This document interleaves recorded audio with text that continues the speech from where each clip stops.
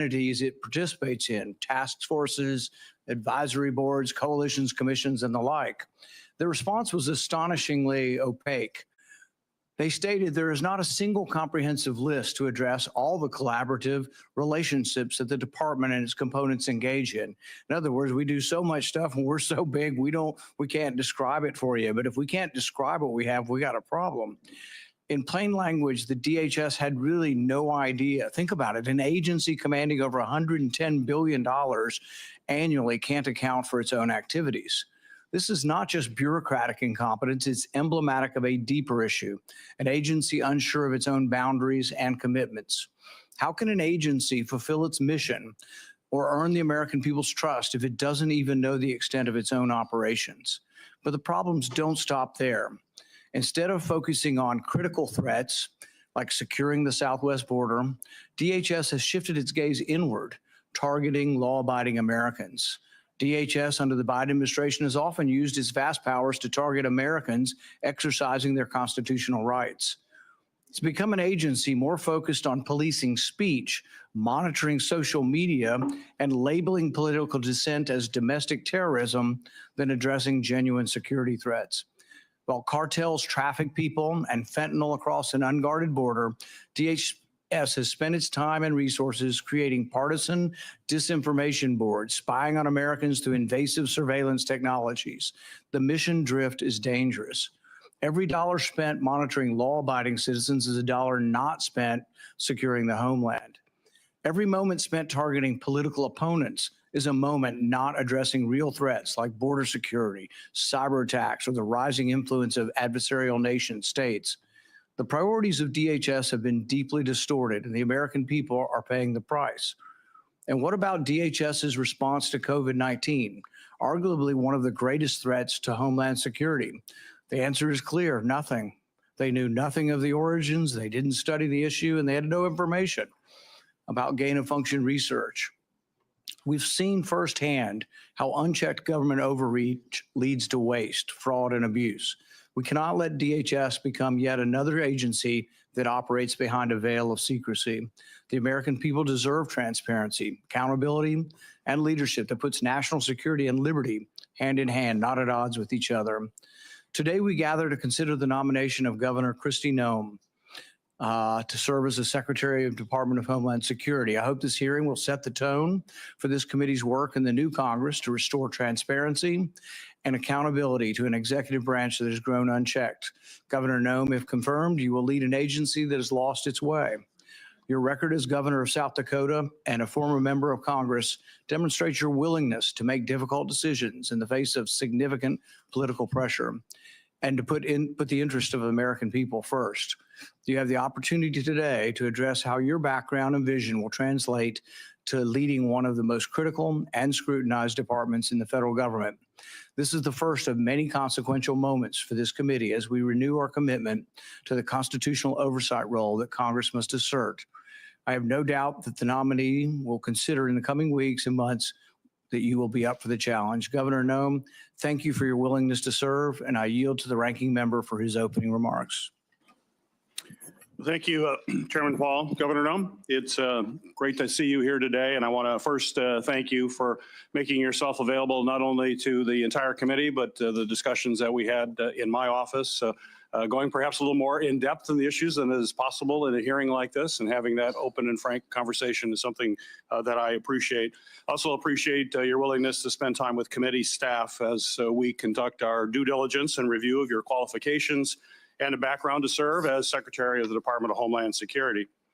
As our third largest federal agency with more than 240,000 employees and an operating budget of more than $100 billion, the Department of Homeland Security requires strong, stable, and principled leadership. Our nation faces serious threats and security challenges, from securing our borders and combating terrorism to preventing cyber attacks and responding to our nation's increasing number of natural disasters. And DHS is the first line of defense in all of those areas. I appreciated the conversations we had at today's hearing, where we discussed the importance of ensuring that our nation's borders are safe and secure. And while we must address the significant challenges we face on the southern border, We also need to ensure that there are sufficient resources to secure our northern border, something I know you're very familiar with as the governor of your state, including building out our northern border mission center. This is especially important in my home state of Michigan, which has two of the nation's busiest border crossings. And we're going to be adding another span shortly, the Gordie Howe International Bridge, which will open later this year. To facilitate the lawful trade and travel at those ports of entry that are absolutely critical to our economy, I've worked on legislation to hire additional U.S. Customs and Border Protection officers to meet increased staffing demands. We must secure our borders, but we also know it is well time past to streamline our immigration and our asylum process as well. In addition to border security, DHS is responsible for addressing many threats that face our nation. Just a few weeks ago, unfortunately, Americans were shocked to see two horrific incidents in New Orleans and Las Vegas, a deadly reminder that terrorism and radicalization remain very real and ongoing threats to our homeland. In my role on this committee, I've made combating foreign and domestic terrorism, as well as extremism, a top priority. In this complex environment, it is essential that DHS continue to focus on all terrorism threats, track and report data to Congress and to the American people, and coordinate between all components to ensure the department is effectively addressing all types of terrorist threats. We've also seen the persistent cyber attacks are still a very serious threat, in fact, an increasing threat. A recent attack from Chinese-based hackers infiltrated the Treasury Department, on top of ongoing Salt Typhoon hack that comprised numerous U.S. telecommunications companies.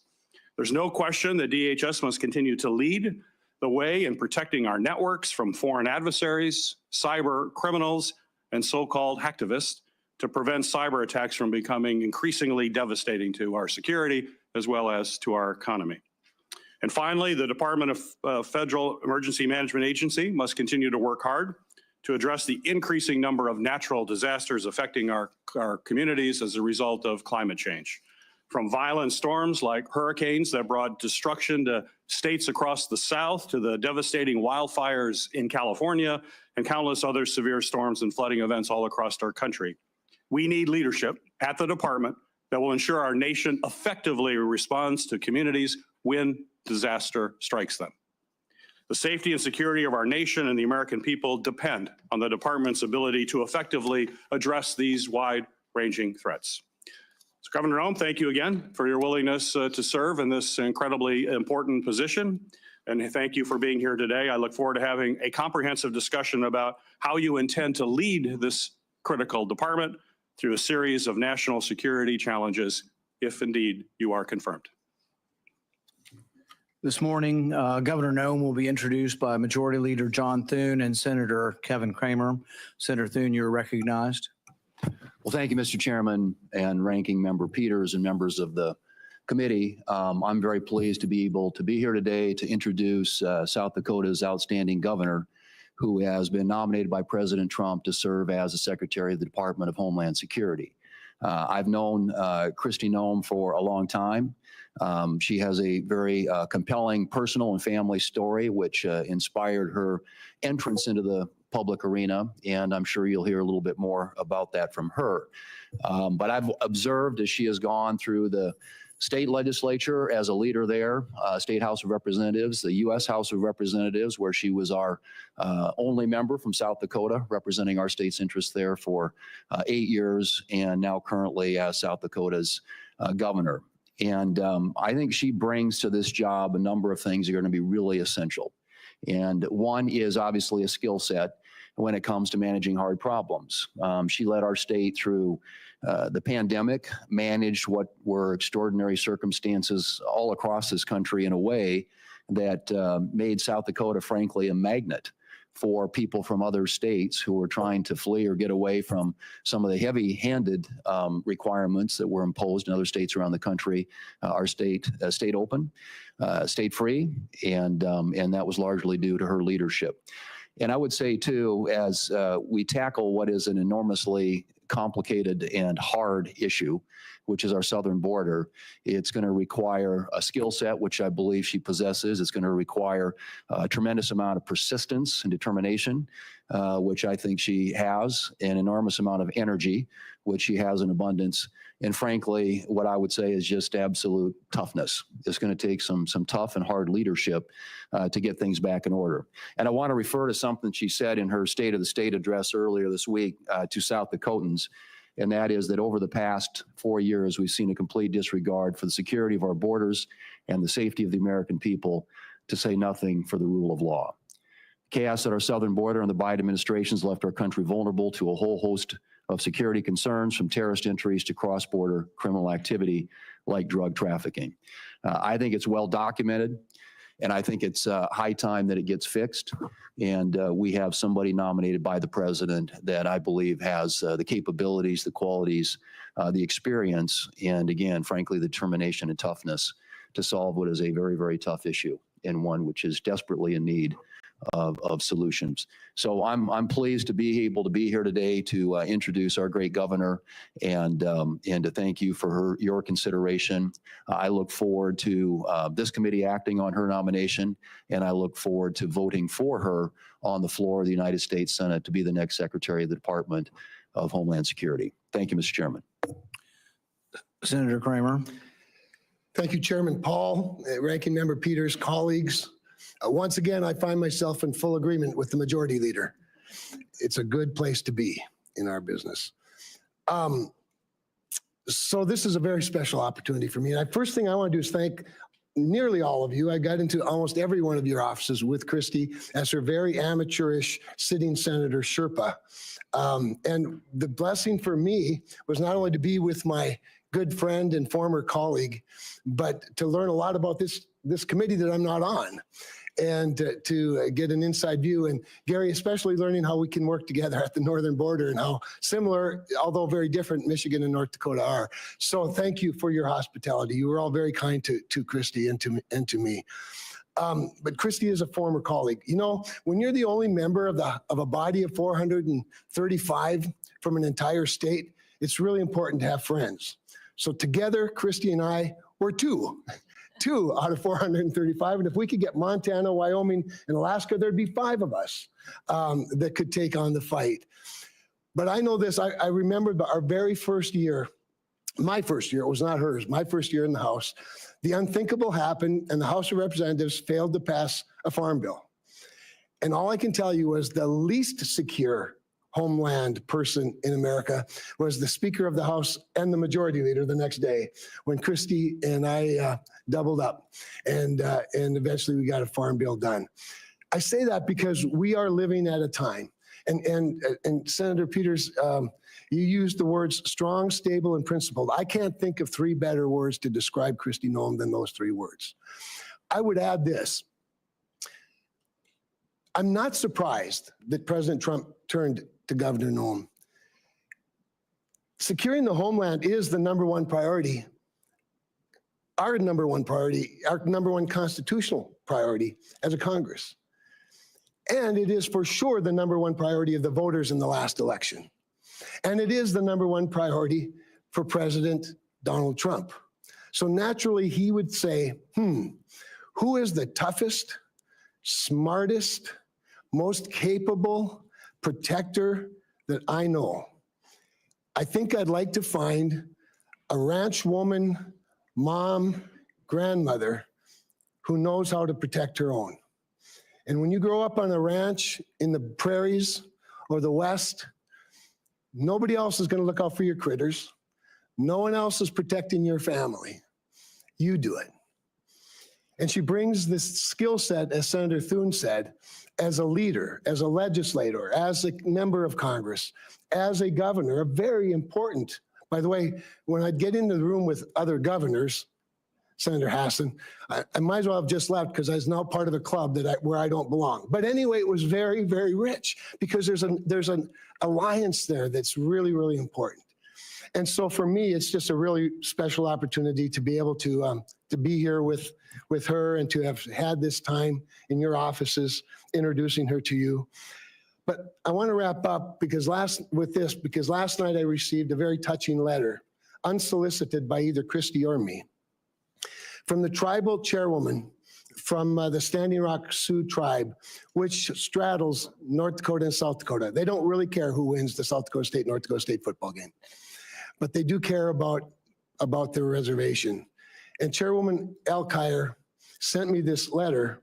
Standing Rock is the home of Sitting Bull, in case you were wondering about the credentials of their ability to protect the homeland. I'll just read a few words. On multiple occasions, Governor Noem has invited the Standing Rock Sioux tribe to her table at the South Dakota State Capitol to enter into meaningful discussions. That's what I witnessed when she came to your offices.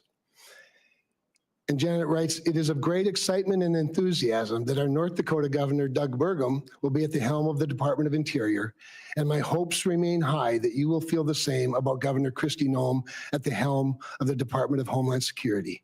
These two governors understand the needs in Indian country and what words like tribal sovereignty, jurisdiction, and consultation mean to the indigenous people. Speaks volumes to her leadership and to her character. It's my honor to support her and turn it over to her. Thank you for those great introductions. The committee has also received several statements in support of Governor Noem's nomination, including a letter from 22 fellow governors, the International Association of Firefighters, and 6 other organizations. Without objection, these letters of support will be made part of the hearing record. And I know our senator's going to have to go, but thank you for coming and doing those introductions. It's the practice of this committee to swear in witnesses. Governor Noem, please stand and raise your right hand. Do you swear that the testimony you will give before this committee will be the truth, the whole truth, and nothing but the truth, so help you God? Governor Noem, you are now recognized for your opening statement. Well, thank you, and good morning, Chairman Paul, Ranking Member Peters, and the distinguished members of this committee. I'm honored to appear before all of you today as the nominee for the Secretary of Homeland Security. I want to thank President-elect Donald J. Trump for his confidence in my leadership, and the people of South Dakota for their fantastic support throughout my time in public service. I would also like to express my sincere gratitude to Senator Kramer. He has been an invaluable resource to me throughout this process and given me much wisdom as well as insight into the thoughts and the procedures of the Senate in this body. And I'd also like to express my gratitude to Senator Thune, the majority leader of this esteemed body. He's been an advisor to me for many years as well as a friend. And I'm so grateful for the generous support of these two men and their willingness to be here this morning to speak on my behalf and to introduce me to this committee. Now, I'm a wife and a mother and a grandmother, a farmer, rancher, business person. I've served in our state legislature, in Congress for 8 years, and also a governor. I've spent my entire life in rural America. I understand what it means to work hard every single day and to build a better future for your kids and for all of our communities. I come before you today with a deep sense of responsibility and a humility as the nominee to lead the Department of Homeland Security, and also a commitment to the more than 330 Americans who we will work together to help serve and to keep safe and secure in their homes and in their communities. Now, before I proceed, I want to introduce to you my husband, Brian, who's here with me today. He is my constant 24/7 reminder of our dedication to public service and that it's not a solo effort or done alone. He has been a rock by my side, and I appreciate all of his love over so many years. I'm grateful that he's here with me today. Now, securing our homeland is a serious, sacred trust that must be relentlessly pursued and can never be taken for granted. Being safe within our borders here in America is critical, and yet Americans feel less safe than they have felt in decades. For the first time in 30 years, more than 40% of Americans are afraid to walk alone at night within a mile of their homes. President-elect Trump is going to change that.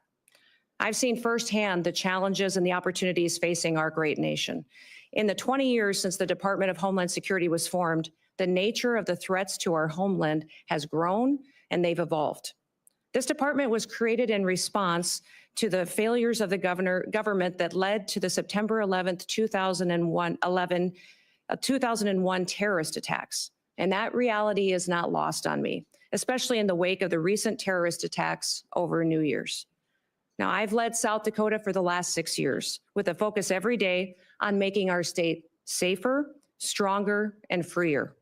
I've focused every day on making the best decisions, not just for right now, but for generations to come. I've overseen a state budget of over $7 billion and a state employee workforce of more than 13,000, including more than 7,000 that report directly to the governor. I've addressed important issues like cybersecurity, human trafficking, drug interdiction, and also natural disasters, the same challenges that are facing so many of you and the people that you represent back home. I've secured our state and supported the rule of law. And if confirmed as the 8th Secretary, that is the same approach that I will take to leading the Department of Homeland Security. As we face the evolving threats of the 21st century, the mission and the success of DHS is more critical than ever. We must be vigilant and proactive and innovative to protect the homeland. The challenges in front of us are extremely significant, and we must secure our borders against illegal trafficking and immigration. We must safeguard our critical infrastructure to make sure that we're protected against cyber attacks, respond to natural disasters, and also terrorism. I firmly believe that we can meet those challenges head on with resolve. Innovation, we can use collaboration with federal and with state partners. And senators, I want your input. Border security must remain a top priority. As a nation, we have the right and the responsibility to secure our borders against those who would do us harm. And we must create a fair and a lawful immigration system that is efficient and is effective and that reflects our values. President Trump was elected with a clear mandate. He needs to achieve this mission because 2/3 of Americans support his immigration and border policies, including the majority of Hispanic Americans. I was the first governor to send National Guard troops to our southern border when Texas asked for help and when they were being overwhelmed by an unprecedented border crisis. If confirmed as secretary, I'll ensure that our exceptional, extraordinary Border Patrol agents have all the tools and resources and support that they need to carry out their mission effectively. The same is true of my commitment to the outstanding men and women of the U.S. Immigration and Customs Enforcement. They are responsible for apprehending, detaining, and deporting illegal immigrants. And getting criminal aliens off of our streets and out of the country will help American communities be safer again. The bravery and the dedication of the Border Patrol and ICE are unmatched, and I will restore dignity to their work. The rising threat of cyber attacks also demands our utmost attention, and our critical infrastructure, from energy grids to financial institutions, is under constant attack by foreign adversaries and criminal actors. As secretary, I will prioritize a comprehensive whole-of-government approach to cybersecurity. In fact, in the coming days, we have to plan bigger and think faster and smarter. I fully acknowledge that people in Washington, D.C. do not have all of the answers, and therefore I will leverage private-public partnerships. I'll advance cutting-edge, state-of-the-art technologies to protect our nation's digital landscape. And I will have a proven track record of doing this in South Dakota to back me up. I've helped make Dakota State University a global leader in cybersecurity education because we recognize the need to address this emerging threat. And I will take a proactive approach if given the opportunity to serve as secretary. Now, President-elect Trump has been a tremendous friend to law enforcement over the years, and I will do the same in my role as secretary. As governor, I've worked closely with law enforcement to make South Dakota safer.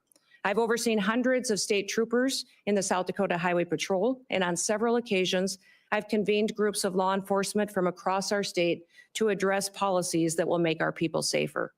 In fact, while some in this country were attacking law enforcement and defunding them, we took the opposite approach in South Dakota. We recruited law enforcement officers to move to South Dakota, a state that respects their service and their sacrifice. And we revamped our law enforcement training to provide the first ever state-led, tribal-focused law enforcement training academy. I'm very proud of the work that we've done in cooperation with our tribes to help make their communities more safe. And we must remain vigilant against terrorism and against others who wish to do us harm to our country and to our great people. I'll ensure that our intelligence and our law enforcement agencies are working together hand in hand, that they're fully equipped to detect, prevent, and respond to threats from radical ideologies and foreign adversaries. This requires resources, coordination, and collaboration across all levels of government. And once again, I will seek your wisdom and I will seek your input into the months ahead. For the sake of the people that we both represent, we have to get this right. Now, I recognize that Homeland Security isn't just about prevention, but it's also about resilience. When disasters strike, as we know they will, the Department of Homeland Security must be ready to respond swiftly, efficiently, and effectively to protect the lives and the property of Americans. As governor, I've worked with FEMA in response to a dozen natural disasters in South Dakota. These have included historic floods, tornadoes, blizzards, wildfires, a derecho, and even a global pandemic. As Secretary, I will enhance our emergency preparedness and strengthen FEMA's capabilities. And we will ensure that no community is left behind and that life-saving services like electricity and water are quickly restored. As Secretary, I will oversee the Secret Service, an agency that is in serious need of reforms. We all saw the threats to President-elect Trump last year and the consequences of failure. Now, that should never happen again. And I've worked closely with my own gubernatorial protective detail, and I'm familiar with what works and what doesn't work. And I'll bring that experience towards strengthening the Secret Service once again. I'm committed to working with this committee, with Congress, and with the dedicated men and women of the Department of Homeland Security to fulfill our mission. And together, we can ensure that the United States remains a beacon of freedom, safety, and security for generations to come.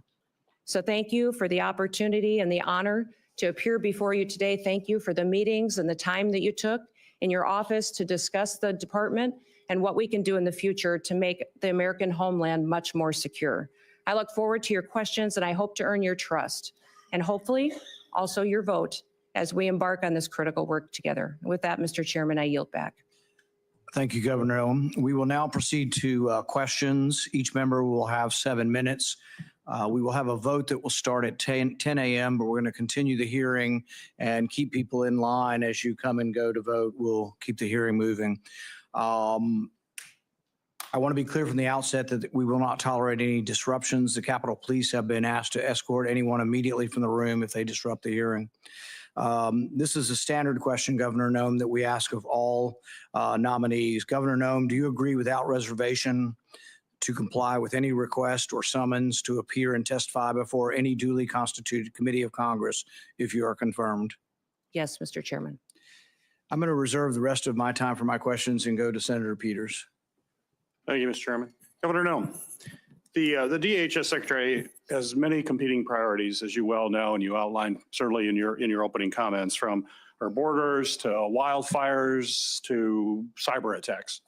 But as you and I discussed at length, and I appreciate you bringing it up in your opening comments as well, we do have a northern border in addition to a southern border. That's absolutely essential that the DHS has the resources necessary at the northern border to carry out its mission, both between ports of entry and all along the border.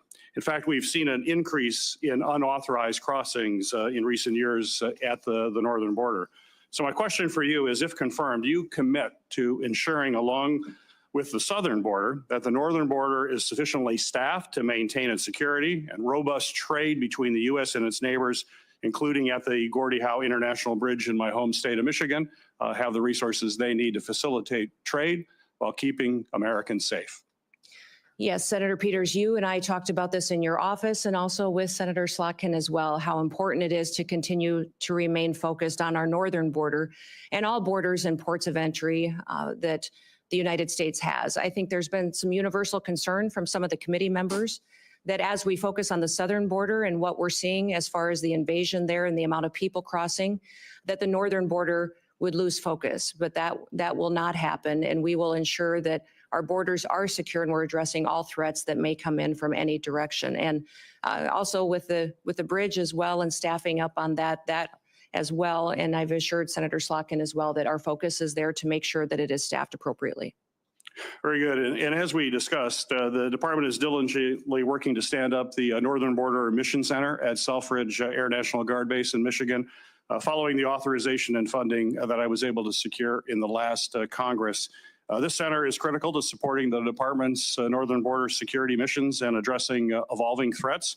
So quick question, if confirmed, do you commit to working with me to fully build out the Northern Border Mission Center? Yes, Senator, we will look forward, and I look forward to working with you to ensure that that is a priority and that it's adequately resourced, and working with Congress and senators to make sure that we have what we need to make sure that that mission for that base is fully fulfilled. Great, thank you. On New Year's, we witnessed two incidents that reminded us that terrorism and extremism remain serious threats to all Americans.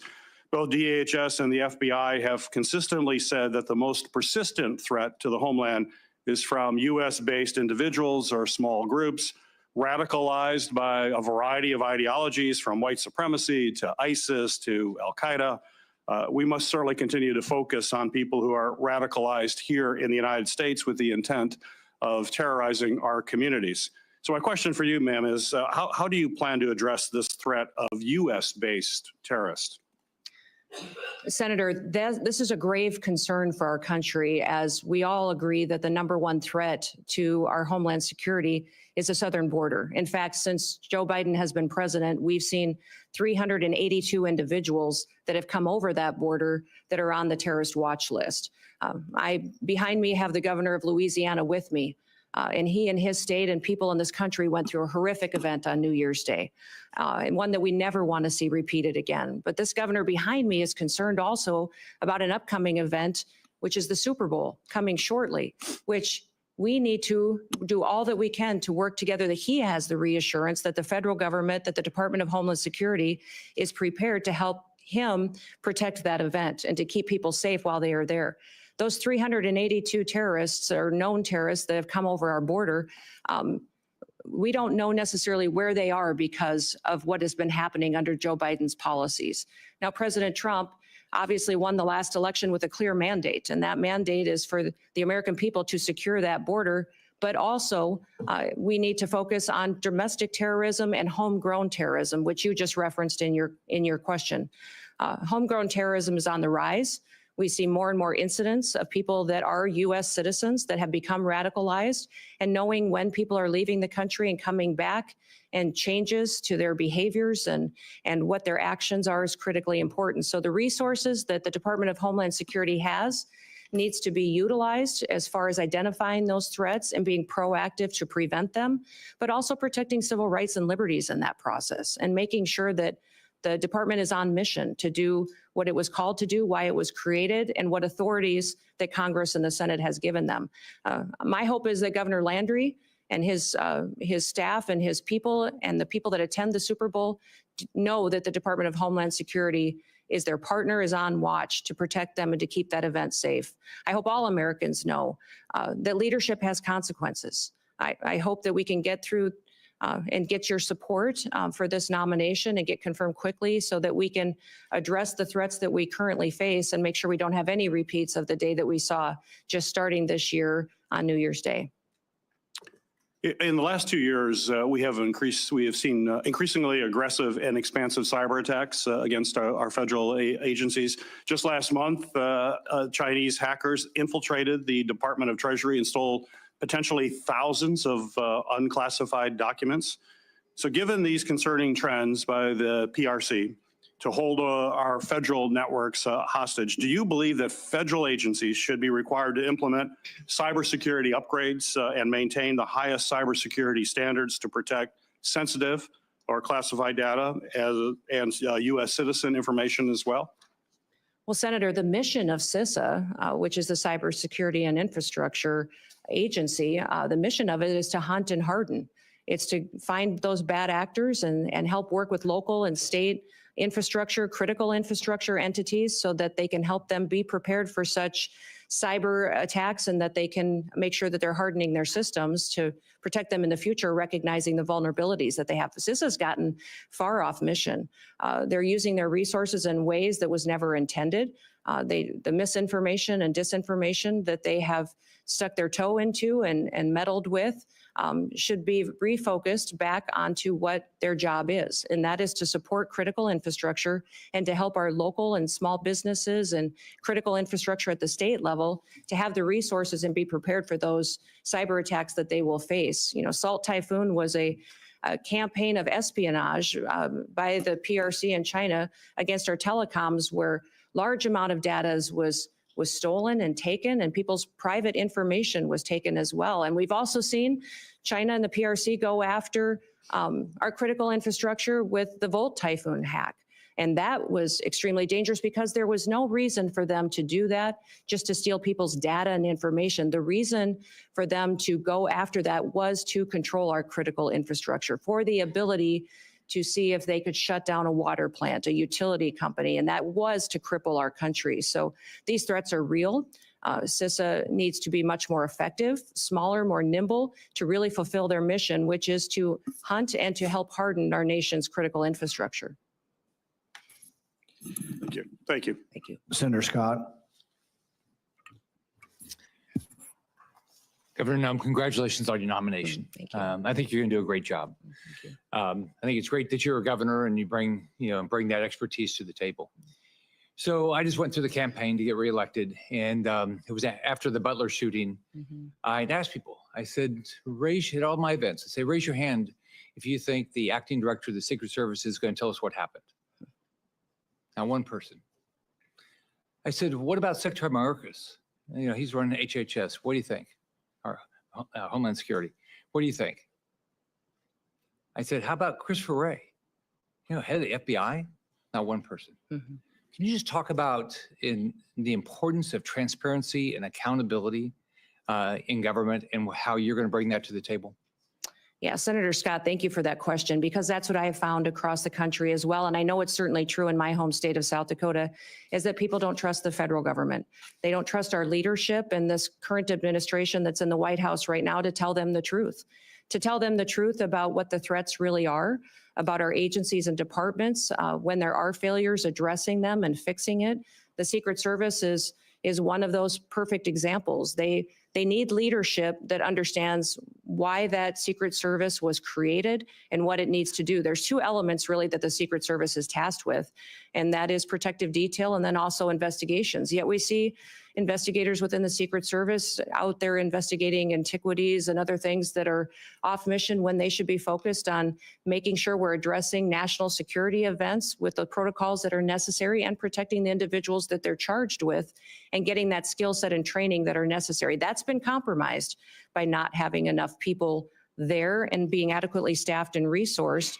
But frankly, the leadership hasn't been honest about talking about it. We saw this with the drones over New Jersey as well, the federal government not answering the questions from the public. And when they finally got a straight answer out of President Trump, they felt reassured that somebody recognized that this was something they were questioning and that they deserved answers. My goal and my mission is to build trust. We will undertake a large job and a large duty that we have to fulfill, that the American people expect us to do, by securing our border, to make sure that our nation is a nation with borders, or we're no nation at all, and that we are making sure that those criminal actors that are perpetuating violence in our communities and in our cities and towns and states are removed from this country, that there's consequences for breaking the law in our country again. There has to be consequences, because when Americans break the law, there's consequences. And why would we ever allow someone to come in from another country and not allow them and not have consequences, or allow them to continue to go forward and to commit rape and murders and break other laws that endanger our society? So we've had over 13,000 murders that are loose in this country that have come over that border. We've had almost 16,000 rapists and sexual assault perpetuators that are loose in this country right now. 425,000 plus people have criminal convictions that are here illegally in this country that our current administration is doing nothing to round them up and get them out of our country. We will be doing that immediately, and that will be the priority. And that is one of the reasons that today the American people have lost their trust. President Trump will build it back and know that their federal government is accountable to them and is working to put America first again. So Joe Biden completely opened our southern border and dismantled our entire immigration system. As a former governor, I know that when the federal government policies are broken and failing Americans, you see the impacts in your state, just like I did when I was a governor. And you take the steps necessary to protect the families in your state. I know you've done that. One thing you did is you talked about before, you sent troops, our National Guard, to the southern border. Can you talk more about how Biden's open border policy has affected your state and communities and the role your state resources placed in helping secure the border? You know, we certainly have seen the effects in South Dakota that many of your states did. And I would say every state has seen the effects of an open border and the policies that have been under the Biden administration. We saw increased crime, but we also saw increased drug activity. We saw cartel and their affiliates moving into our state to proliferate trafficking. And we saw people being victimized and a lack of accountability with the federal government. So when Texas was addressing the situation and asked other governors for help, we sent help. I know many of the other governors at the time were sending law enforcement, but I made the decision that at that time that it was more appropriate to send the National Guard, that our National Guard could be activated under Title 32 and sent to assist another state from the invasion that was happening. And because the National Guard is trained for just such a mission, because of this invasion, that it is a war zone down there with what they are going to see, the threats that they would see, and that they are trained specifically to interact with other agencies. The National Guard is used to falling in with other agencies and cooperating with them and could do that seamlessly. And their families and their communities are normalized to them being deployed. So we have in South Dakota deployed our National Guard to the southern border 8 different times. 2 of them were federal deployments that the Biden administration sent them down there. One was to send our Lakota helicopters, which were used for surveillance and the drug interdiction that was going on down there. But 6 other times I sent them under state activation to partner with Texas and other states in securing our southern border. They did security operations. They also did building of the wall and partnered with Texas, recognizing the failures of the federal government. The failures of the federal government are significant, and we've seen our families and communities devastated by those effects, by the drug epidemic, by the trafficking that's going on, the increased crime.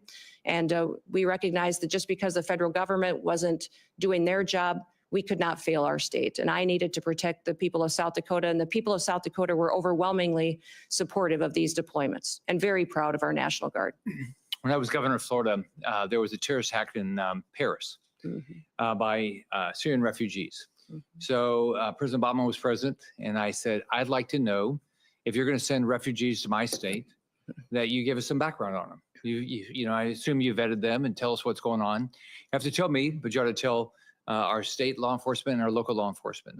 All right, that they said, go jump in the lake. They're meaner than that, but they said, go, you know, you have no rights as a governor, which had made no sense. We had over 70,000 people come here after Afghanistan on planes into this country, completely unvetted. All right, they've never given our governors any information. So would you change that?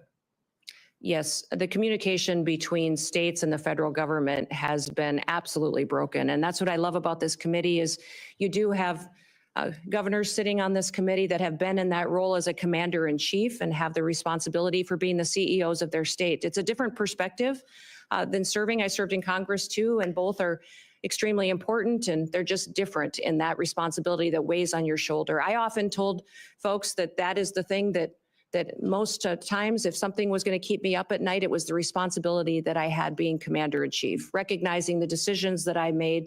And I'm sure you had this feeling as well, Senator Scott, as governor, that impacted those families, those soldiers, and it impacted their communities when we pulled them out, and the importance of that. And when they were bringing refugees into the country, I as well communicated that to the federal government. They were bringing refugees, and I asked how they were vetted, how we were working with their home countries to find out who they really were, what their intentions were, and why they were coming to the United States, and received no information.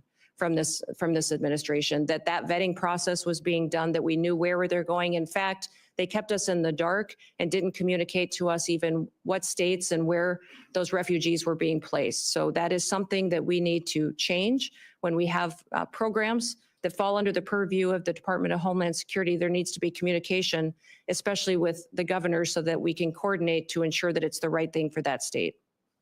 Thank you. Senator Hassan. Thank you, Mr. Chair, and welcome, Governor Noem. Really appreciate you being here. Welcome to your family as well. Thank you. And families do share in this kind of public service, and we appreciate them very much. As we discussed at our meeting last month, as a former governor, I appreciate the important responsibilities that governors have to ensure the safety and security of their communities, including by managing public safety and in emergency agencies. And I will say that in many ways, I agree with some of the things that Senator Scott just said about improving communication between the Department of Homeland Security and governors around who is being sent to states. It's a critical issue and something that I was frustrated by when I was governor. So I look forward to hearing more today about your priorities, if confirmed, about how your experience as governor would help you run the Department of Homeland Security. Let me just start by following up with a question that Senator Peters had also touched on. We have recently in New Hampshire seen a dramatic increase in unauthorized border crossings at the northern border. And when I was at the northern border recently, law enforcement told me about the need for more personnel and resources. We still don't have cell phone coverage in a lot of the stretch of our northern border. I've worked with Senator Kramer on bipartisan legislation to strengthen our northern border strategy because it's clear more support is needed. So, Governor, if you're confirmed, would you deploy additional full-time personnel and upgrade equipment along the northern border? You know, Senator, I enjoyed our meeting that we had and you identifying the northern border issues that are going on, the lack of security and the lack of technologies that you really need to cover some of the landscapes that are there. Very different than the southern border, some just as equally challenging, but all need to be addressed. So I definitely will be working with you to ensure that our northern border is adequately resourced as well. And we do have to have the resources in order to be successful. Right. That's something I want to work with Congress, with the Senate and the House on, to ensure that the resources are there to meet the challenges that we have. We have not fully utilized the technologies that are available, that are necessary to really secure this country and to compete with those bad actors which wish to infiltrate our country. And having the ability to utilize them will make us much more safe. So I'll work with you most definitely in ensuring the northern border is protected. Well, I appreciate that. And I just note too that at the same time, there's real concern in New Hampshire and all along the northern border that we strengthen the border and have the resources we need. We also have a really strong economic relationship with our our friends to the north and a lot of family relationships. So I think it's important that we're smart in the deployment of technology. We don't want to impede that flow of economy and people that's lawful, but we do want to make sure that we have the resources we need. I want to turn to the southern border now. At the southern border, we need significant technological investments to support law enforcement personnel in their efforts to catch fentanyl smugglers, to stop human traffickers, and seize the cash and illegal guns that criminals traffic southward to the cartels. And we talked about this a little bit. There's bipartisan support for these investments, and I've worked with colleagues, including Senators Langford and Cornyn, on legislation around these issues. Governor Noem, could you identify specific technological investments that you would make at the southern border? And are you willing to work with me on increasing southbound inspections if you're confirmed? Yes, certainly, Senator. You've heard President Trump talk about the need to build a wall, and the wall and infrastructure is critically important, but also at our 382 legal ports of entry, we need to have technologies so that flow can happen north and south, and it can happen in a legal manner to ensure that our commerce can continue to operate and that we can continue to make sure that we're also secure. I think de minimis shipments are a concern, and the need to look at those and how traffickers and fentanyl distributors are using that. I think we also need to use scanners, surveillance operations. There's new technologies out there to cooperate with satellites in some area where the topography does not necessarily facilitate having actual infrastructure. And then also the ability to make sure that we're utilizing that technology that allows us to know what is going south that might be fueling some of the violence that ends up coming back north, and ensuring that we're stopping that before it has the chance to supply those cartel and bad actors that would come in. Yeah, I really appreciate that because the southbound flow, particularly of cash and weapons, fuels the cartels and strengthens them. Absolutely. And it's something that we really have to focus on. I also want to follow up on the issue of cybersecurity. Recently, criminals launched a successful cyber attack on PowerSchool, a cloud-based record management system that contains personal information about tens of millions of kindergartners through high school seniors, including many students and teachers in New Hampshire. This cyber attack on PowerSchool comes as schools and local governments across the country have seen a surge in cyber attacks on their systems. And when a small school of maybe a couple of thousand system, maybe 1,000 students or so has to pay $2 million in ransom. I want you to think about what that does to one of our small communities, right? So Governor Noem, if you're confirmed, how will you empower the Cybersecurity and Infrastructure Security Agency to improve the cybersecurity of state and local governments in the United States? Well, thank you, Senator. If I am confirmed and have the opportunity to serve as secretary of this department, I'll be following the Constitution and the rule of law, and then getting these departments back on mission to why they were created and why they are existing. What CISA should be doing is helping those small entities, those schools, those local city governments, the state governments, and the small businesses that are critical infrastructure that don't have the resources to stay on top of the critical protections that they need to enact. Well, let me follow up just quickly on that one point. It's something we discussed when we had our meeting. I worked with Senator Cornyn on a bipartisan bill that became law that created a cybersecurity grant program for state and local governments. This is in addition to each state getting a cyber coordinator to help on the ground. We discussed this program, and I know you as governor had some reservations about the structure of the program, but if confirmed, will you commit to working with Congress to adjust it? I'd love your input about what gave you pause as governor. I think there were only 2 governors who didn't participate in the program. And I hope that as we work on the concerns you have, you'd work with me to adjust and reauthorize the program. Yes, all grants within the department will be evaluated when I come in and be looked at to see what we can do to make sure that they're actually fulfilling the mission to which they were established. What I would say about the cybersecurity grants in South Dakota, when I came in as governor, one of my main priorities was to bring the next industry into the state. And I determined that that would be technology and cybersecurity. In fact, we have Dakota State University in our state, which is a cybersecurity national leader in training those cyber warriors that we need to protect us and keep us safe. I've since then partnered to grow and double the size of that school. We train a lot of NSA employees in South Dakota. And so understanding cybersecurity and my experience in that, I think, is critically important to the department and bringing it to the table to do this. You talked about why we didn't take that cybersecurity grant in South Dakota, and it's because the requirements of that grant would have caused me to grow my state government. The administration costs of it would have been much more than what it would have been able to facilitate at the local level. And our state was already proactively helping these individuals that needed the resources to secure their systems. Well, I appreciate that. I'm way over time.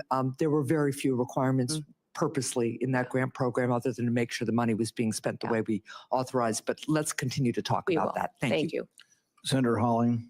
Thank you, Mr. Chairman. Governor Noem, welcome. Congratulations on your nomination. I'm delighted to see you here. I do notice the chairman of the Ways and Means Committee is over your shoulder there. I'd have to question your judgment about who your friends are based on that. The great chairman from the state of Missouri. It's fantastic to have you here. You know, the Department of Homeland Security is not particularly old, but you already have what I hope will soon be the distinction of succeeding the worst secretary in the history of the Department of Homeland Security. Alejandro Mayorkas has been an absolute disgrace to that department and frankly to this country. And I'm delighted to see you willing to step up and serve. Let me just ask you something. I repeatedly asked your predecessor when he sat where you're sitting, whether the southern border was secure. And he repeatedly told me under oath, it is secure, Senator. And he repeatedly said under oath, our policies are working, Senator, meaning the Biden administration policies that, of course, gave us this devastating open border. So let me just ask you, is the southern border secure as we find it today? Senator, no, the southern border is not secure today, but in just 3 days, we will have a new president in this country, President Donald J. Trump, and he will secure our border. That is refreshing candor. I'm glad to hear it. Let me ask you about a young man from my state.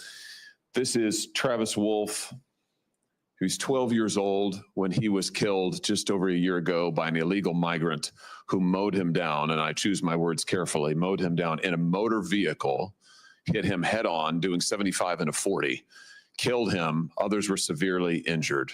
Just yesterday, a witness sitting where you are sitting today told this committee that migrant crime is, and I quote, not an actual concern. Not an actual concern. In a hearing before this committee advising us to drop the Laken Riley Act and not focus on migrant crime. You know, in my state, with the death of people like Travis Wolf and Officer David Lee, who was assaulted and killed in St. Louis, and officers in Kansas City who have been assaulted by illegal migrants, and others who have been carjacked and stabbed. Would you agree with me that migrant crime sure as heck is an actual concern and that you intend to do something about it? Yes, Senator, absolutely. And I'm so sorry about Travis and my prayers go out to his family. I can't even imagine what that is like. And thank you for telling his story, because there's so many families in this country that have that same story. And they don't understand why the federal government is allowing people to come into this country illegally and then perpetuate crimes against their people and then give them resources and shelter and food and debit cards to go take care of their families when they go to work every single day to make sure that they're providing for their families and are held accountable to when they break our laws. So, let me ask you this. Will you work with President Trump to reinstate the Remain in Mexico program that the president had in place in his first term, which does so much to ensure that those who would seek to abuse our asylum system are not allowed into the country, and those who have legitimate asylum claims, their claims are processed in due order and in due course, but they wait in Mexico until those claims are fully processed. Will you work to reinstate that program? yes, Senator, the president and I have talked extensively about this and will 100% partner with him to reinstate the Remain in Mexico policy and make sure that it's in place. Fantastic. I think Travis might be alive today if that policy had been in place. Let me ask you about CBP One, the phone app that I've called Concierge Service for Illegal Immigrants. I'm sure you're familiar with it. This was the Biden administration's effort to allow asylum seekers to apply ahead of time using their phones, but not actually to provide any evidence that they needed asylum. There was a newspaper report, a press report that said the only problem with the app is it never asks users, are you seeking asylum? They don't ask for any asylum evidence. They simply release these so-called asylum seekers who use the app into the country on parole. Sometimes they're never given a hearing. The Inspector General actually did a report, a full investigation report on CBP One, and found that frequently users of this app were claiming the same addresses in the United States as their intended destination, even though they didn't know each other, they weren't family connections. In other words, it has been completely abused. And the idea that the federal government would pay for this kind of concierge service for illegals, I think is outrageous. Will you end the use of the CBP One app? Yes, Senator, if confirmed, and I have the opportunity to be secretary on day one, CBP One will be shut down. There's data and information in there that we will preserve so that we can ensure we know who's coming into this country and who's already here that we need to go find, but also we make sure that there's another program, CHNV, which I'm sure you're very familiar with, where our federal government actually paid to fly people into this country directly from other countries without any vetting or knowing who they are. So there's several of these programs that need to be eliminated, and we need to ensure that we're following legal immigration laws. I'm glad you just mentioned CHNV. This is this is a mass parole program. Of course, as you know, our law allows parole in only very limited circumstances. There are two circumstances, and it requires case-by-case evaluation. The present administration, soon to be gone, has granted mass parole in direct defiance of the law, not case-by-case evaluation. The CHNV program is one of those instances. Will you put a stop to this abuse of our parole law and our asylum system? Yes, we will go back to case-by-case evaluation of these parole cases and ensure that we have more resources if you will partner with us to make sure that our legal immigration system is fully utilized, that we have more judges, more immigration courts, so that we can process people legally and make sure that they are going through that process rather than like Joe Biden has done, use this as an excuse to allow people to come into our country with no consequences. Let me ask you about another low light, not a highlight, but a low light of this last administration and DHS. Your predecessor, the current Secretary of DHS, established a disinformation board using taxpayer resources to police speech on the internet and elsewhere, to tag American citizens' viewpoints as either legitimate or not legitimate, and use the power of the state to censor them, including having them removed and perhaps penalized. This has got to be the darkest chapter, I think, in DHS's short history. He eventually withdrew the board under intense criticism, but has never fully repudiated it and never promised not to do it again. Will you pledge to us here today that under your leadership, there will never be a disinformation board or anything like it at DHS, and you will be a champion for the free speech and First Amendment rights of all Americans? Yes, Senator, there will not be a board such as that under my leadership at the Department of Homeland Security. Fantastic. Absolutely. Let me ask you in my remaining seconds, just one more thing about the Secret Service. You've mentioned this, and I'm so glad that you did. This committee, and it has been bipartisan, this committee has done bipartisan work on the attempted assassinations, or the assassination attempts, I should perhaps say, of the former president, soon to be the future president, soon to be the president, President Trump. We were stymied at every turn. And I should use the present tense. We are currently being stymied at every turn by the current Secret Service leadership, and frankly, by the leadership of DHS, who have refused to turn over documents, who refused to make people available for interviews. We finally had to pass my own law in this committee, which we unanimously adopted, a law, a statute, mind you, which would require DHS and Secret Service to turn over relevant information to us about the assassination attempts. It's unbelievable.